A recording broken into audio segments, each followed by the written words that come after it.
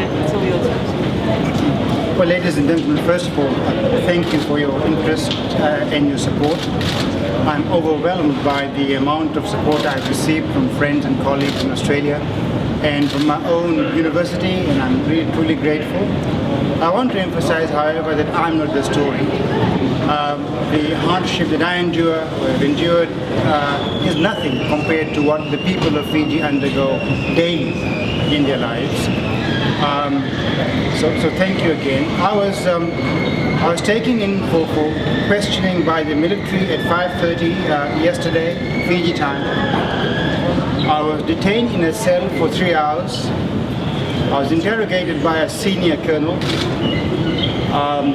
who I think it's prudent for me not to repeat for the audience here what was said, but I was told in no uncertain terms that what I was saying was unacceptable to the military, that I was inciting people against the present regime, and that I had to leave the country voluntarily within 24 hours, which is what I did. My opposition to coups in Fiji is well known and long-standing. I've opposed every coup in Fiji since 1987 because of my deep conviction that coups don't solve problems. Coups simply compound them. And there's something terribly wrong with a gun being used to overturn the verdict of the ballot box.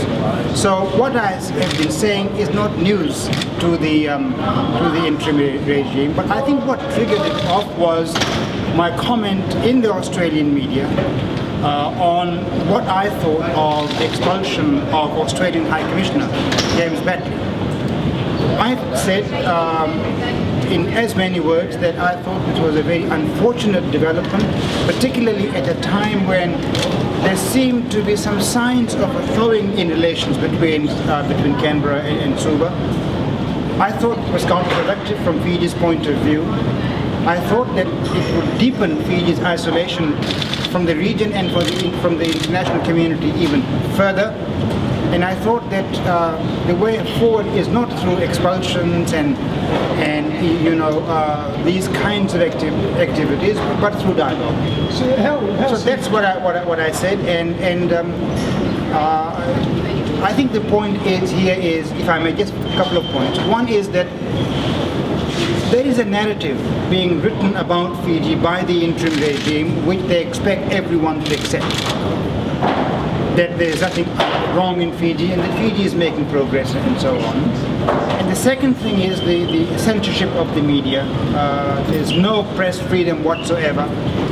Public emergency regulations are being extended on a monthly basis, curtailing freedom of speech, freedom of movement, assembly, and so on. So, in a sense, what has happened to me is, I think, an example of trying to intimidate the media and public commentary into censorship and self-censorship. So how soon will you return to Fiji? I was told that I had to leave Fiji within 24 hours, but when I tried to ask the colonel when could I return, he didn't say anything. I don't expect this to be a permanent state of affairs. I do hope that when dust settles that I will be able to go back and continue my research on Fiji, which I have been doing since the 1980s. Do you believe Commodore Baini Marama will continue to remain in his current position for a long time? I have no doubt in my mind that the military is firmly in control. And I have no doubt also that the military is unwilling to relinquish power anytime soon.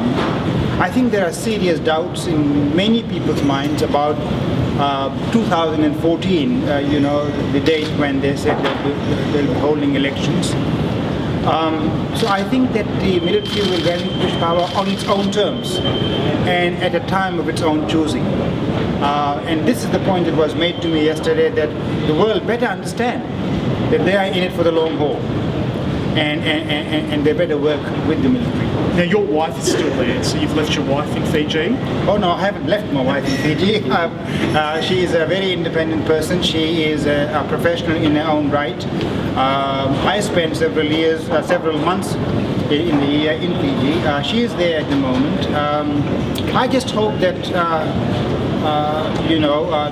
my friends and my family won't be punished for my deeds and misdeeds.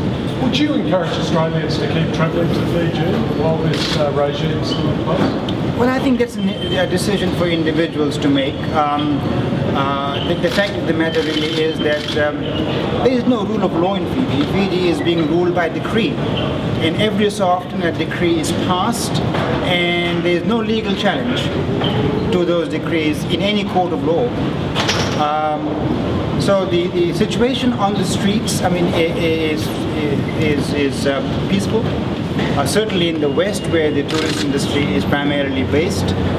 But it's a choice that individuals have to make on their own. And would you like Kevin Rudd to take stronger action against this regime?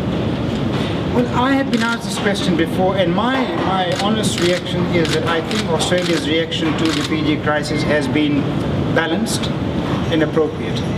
It's not dramatic and it's not punitive.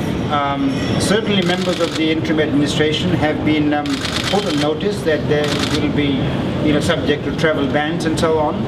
But beyond that, I think it's been good that Australia has not slapped down a ban or trade sanctions and so on, which will affect the ordinary people of Fiji. So I think the response has been responsible, appropriate and proportionate.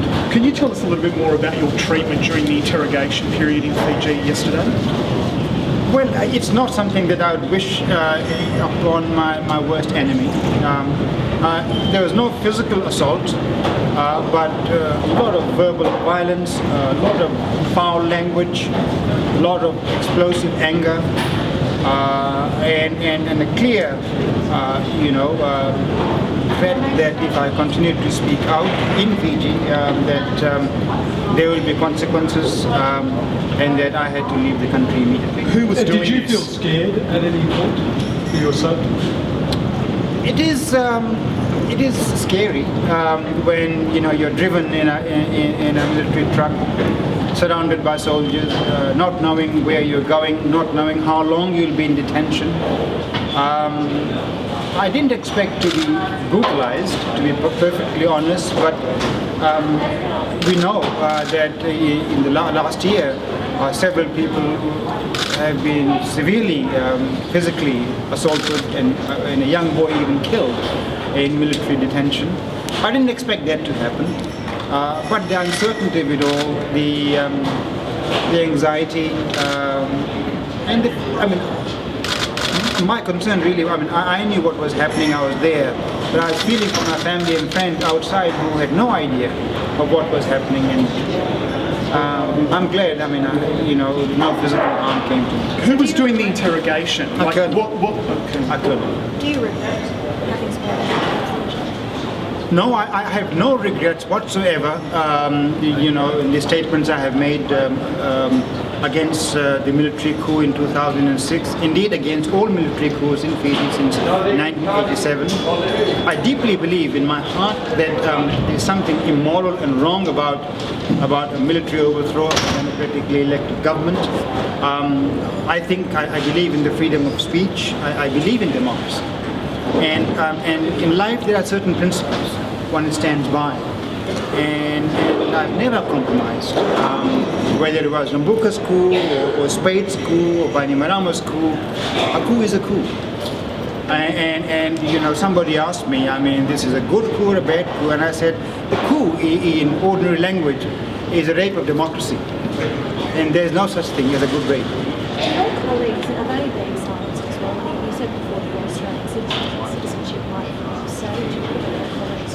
Well, I think in Fiji at the moment there is a lot of censorship as well as self-censorship, because people realize that all the power is on the other side, and they also realize the consequences of speaking out, and they have to deal with this on a daily basis.